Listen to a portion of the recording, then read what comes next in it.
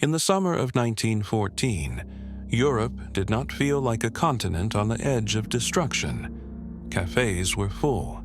Trains ran on time. Empires still believed they were strong. There were tensions, yes. Old rivalries.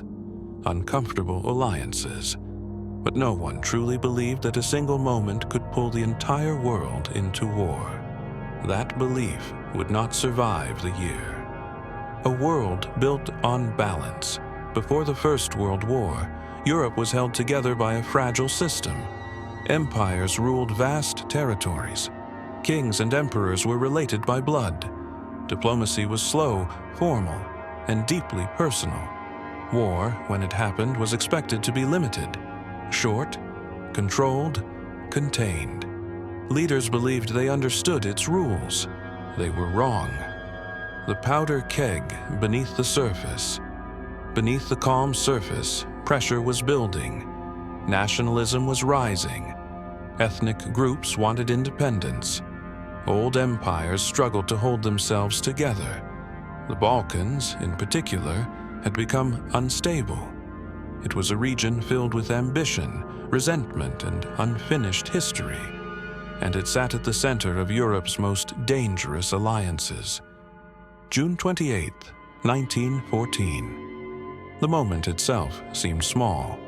An archduke visiting Sarajevo, a parade, a public appearance. Archduke Franz Ferdinand of Austria-Hungary was not especially popular, even within his own empire. But he represented something larger: authority, control, the future of an empire trying to survive.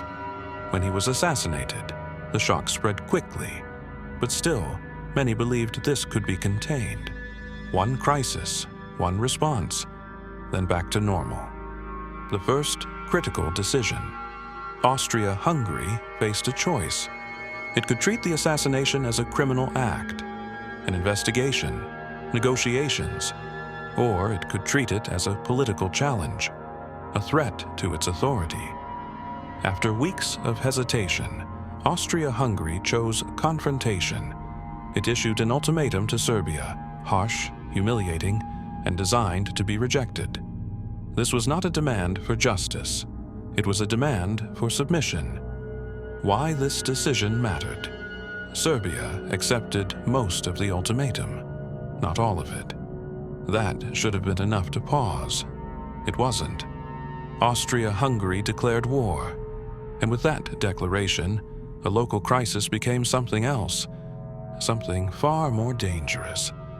The web of alliances Europe had promised protection to itself. Alliances were meant to prevent war. Instead, they guaranteed it.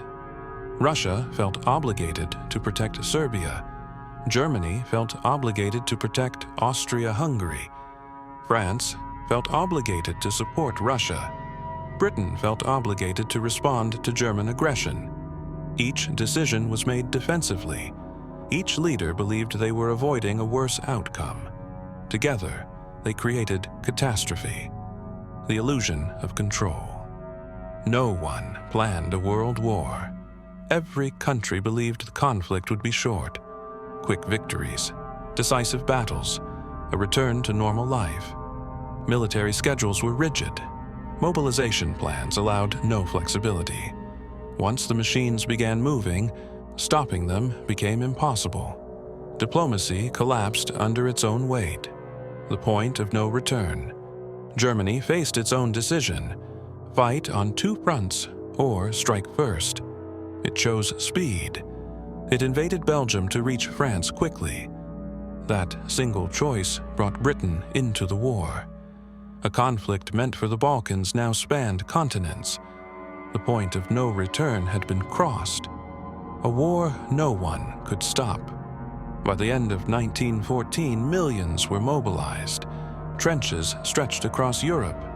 Industrial warfare replaced old ideas of honor and glory. What leaders imagined as a brief conflict became a grinding nightmare. Years passed. Bodies piled up. Empires began to crack. And still, the war continued. The real decision behind the war. The First World War did not begin because of an assassination. It began because leaders chose escalation over restraint.